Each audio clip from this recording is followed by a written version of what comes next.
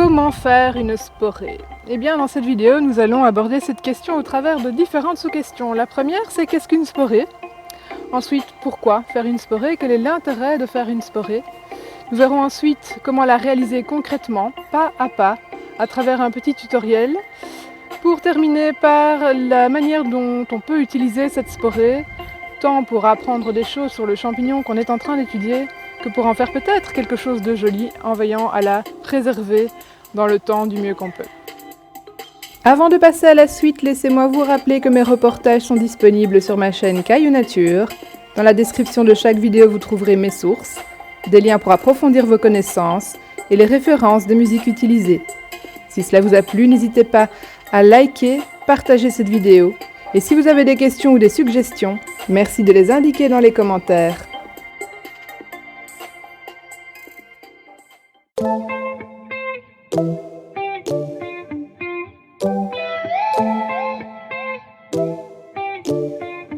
Pour bien comprendre, nous allons commencer par quelques définitions. Puis, je vous laisse ensuite en musique et en images. Nous nous retrouverons par après pour la synthèse.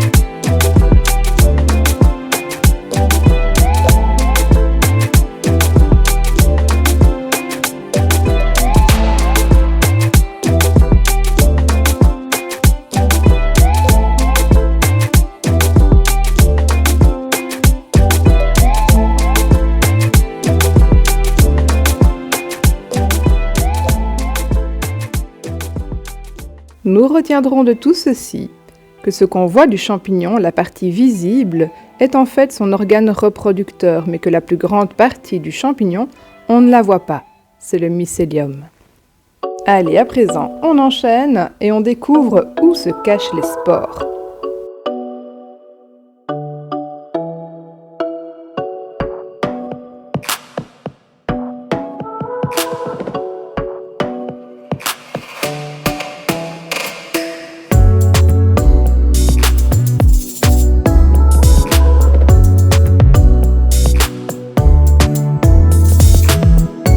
Et si on observait cela directement sur notre champignon?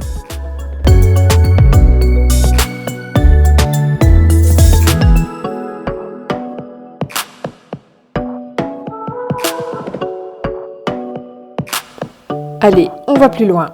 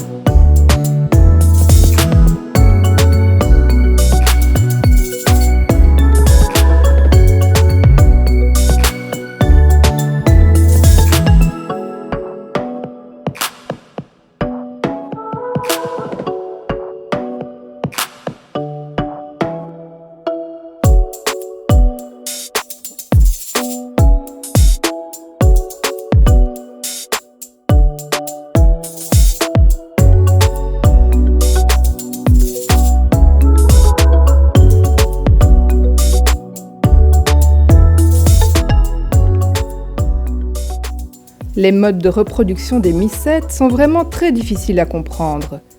C'est pourquoi aujourd'hui, nous allons nous concentrer sur le mode de reproduction des lamellaires. Ces derniers ont la particularité de posséder un chapeau sous lequel nous allons trouver des lames. À la surface de ces lames, il y a les basides qui sont les organes producteurs de ces spores. Si donc le sporophore, qui est la partie visible, rappelez-vous, est l'organe sexuel du champignon, vous l'aurez compris, les spores sont les cellules sexuelles de ce dernier, à l'instar de nos spermatozoïdes et ovules. À ceci près qu'il n'y a pas de distinction de genre chez les mycètes, pas de différence sexuelle. On parle de polarité sexuelle, et il pourrait y en avoir jusqu'à 4 formes selon les espèces. On appelle sporulation la libération des spores par le sporophore. Et on désigne par le terme sporé l'amas ou le dépôt de spores relâché par le champignon.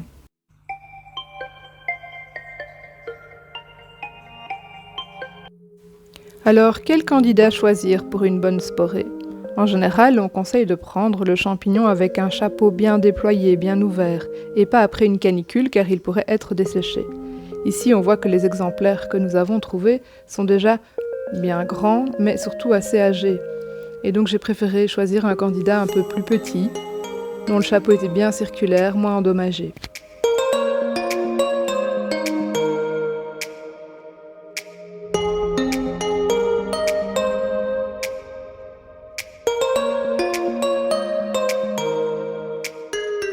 Alors, pourquoi faire une sporée ? Pour identifier un champignon correctement et s'assurer qu'il est comestible, par exemple, il faut se baser sur l'observation de toute une série d'indices dont nous parlerons dans une prochaine vidéo. L'observation de la sporée, après récolte de cette dernière, fait partie de ces indices. Et c'est à ce point important que certaines clés d'identification des champignons prennent la sporée, et notamment la couleur de la sporée, comme point de départ. Car la sporée, c'est comme l'empreinte digitale chez les humains. Elle est unique à chaque espèce de champignon.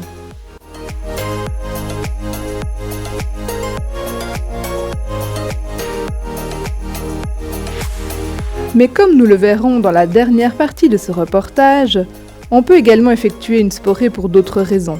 Mais je laisse planer le mystère.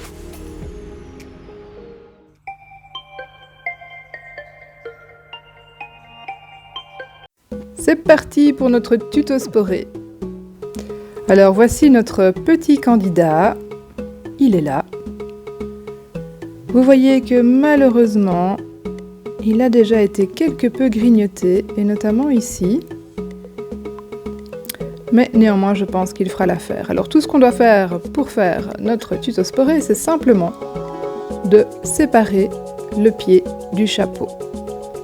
Alors on va prendre une feuille blanche, on va la déposer sur un support rigide pour avoir plus facile de déplacer le tout après.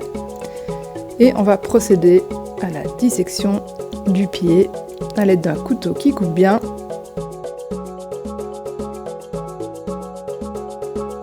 Voilà, comme ceci.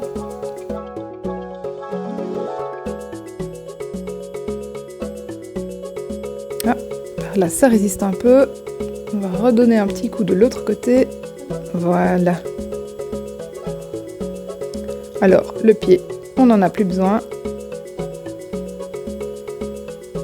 Et tout ce qu'on va faire maintenant, c'est prendre le chapeau et le déposer lame vers le bas sur la feuille.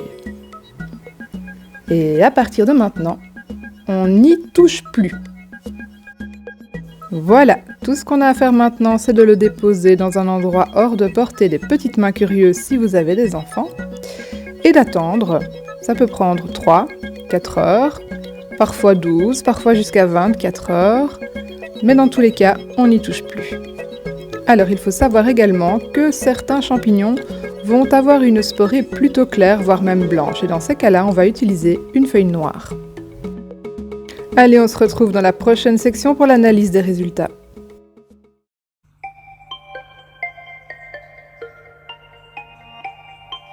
Pour identifier un champignon, on peut utiliser une clé d'identification. En voici une qui utilise la couleur de la sporée comme premier indice. Utiliser une clé d'identification, c'est comme faire un petit quiz. On présente différentes options, on choisit celle qui se rapporte le mieux à notre champignon, elle nous ramène à d'autres options différentes, on choisit de nouveau celle qui se ramène le plus à notre champignon, et de fil en aiguille, on parvient à se rapprocher de la catégorie qui représente le mieux le spécimen que nous cherchons à identifier. Il y a 5 grands types de couleurs de sporées différentes. Observons à présent la couleur de notre sporée et nous voyons qu'elle est brun rouille. Cela nous ramène à la bifurcation suivante. Les lamellules sont-elles peu ou très présentes? On les voit bien présentes ici, n'est-ce pas? Ici, il faut voir ensuite si le voile partiel ressemble à des toiles ou à des fils d'araignée, ce qui n'était pas le cas. Si on est face à la présence d'un pied sans anneau, avec ou sans anneau, ou un anneau qui est parfois discret. Et c'est là que ça a coincé pour nous en fait, parce que le champignon que nous devons identifier a normalement un anneau, mais nous n'en avons pas trouvé car il était trop vieux. Et oui, identifier un champignon n'est vraiment pas une chose facile, et bien que c'est indispensable d'avoir un guide pour pouvoir préciser l'espèce de champignon, je trouve que c'est quand même important aussi d'avoir un expert sur qui compter, qui peut justement nous sortir de ce genre de mauvais pas. Heureusement, moi j'ai la chance de pouvoir compter sur Florian, mon expert, qui m'a précisé que normalement ce champignon a un anneau plutôt discret. Cela nous ramène à la foliote, qui serait lignicole, mais reste encore maintenant à en préciser l'espèce. Plutôt que de m'en donner directement le nom, mon ami l'expert a préféré me laisser chercher des indices sur mon champignon afin que par moi-même je fasse l'exercice de trouver qui il était. Alors faisons-le ensemble cet exercice. Observons attentivement. La base des lames sur le pied est adnée, légèrement décurrente. Quand je coupe les lames, il n'y a pas de lait, ce n'est donc pas un lactaire. Les chapeaux sont ocre clair, sphériques, et puis ensuite, en vieillissant, ils s'étalent. Parfois, ils sont mamelonnés, et on observe une présence d'écailles dessus. On les appelle des mèches. Observons-les. Elles sont fibreuses. La chair est ferme et blanchâtre et la saveur douce.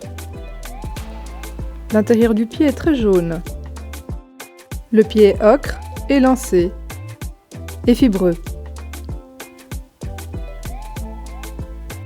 Allez, verdict, c'est une foliote écailleuse.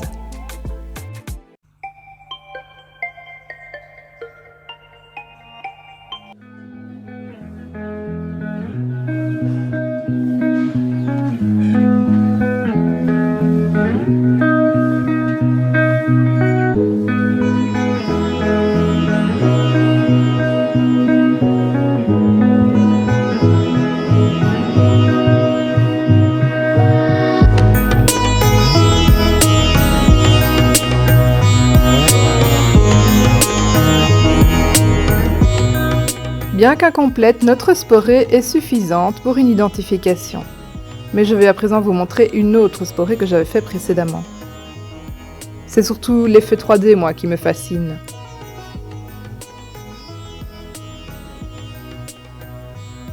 Les nuances de couleurs, les dégradés. On se croirait sur une autre planète parfois, non ?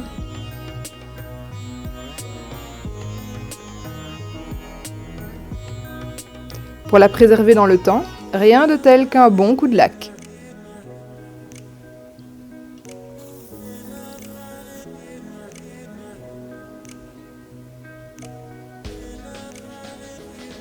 Allez, si vous emmeniez vos enfants sur les chemins et que ça se terminait ensuite par un joli bricolage. Quant au reste du carpophore séché, vous pouvez l'utiliser parfaitement dans votre décoration de saison.